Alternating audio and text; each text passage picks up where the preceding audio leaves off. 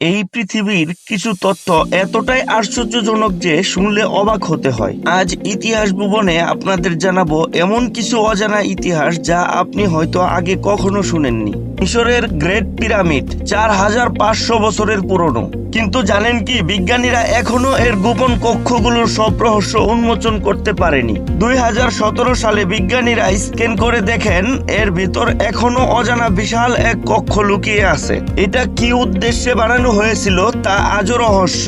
1969 সালে Neil Armstrong চাঁদে পা রেখেছিলেন, কিন্তু জানেন কি সেই পদচিহ্ন এখনো ঠিক সেই রকমই রয়েছে, কারণ চাঁদে বাতাস নেই, ফলে এগুলো মুছে যাওয়ার কোনো সুযোগ নেই। বিজ্ঞানীরা ধারণা করেন এই পদচিহ্ন লক্ষ বছর পর্যন্ত অক্ষত থাকতে পারে।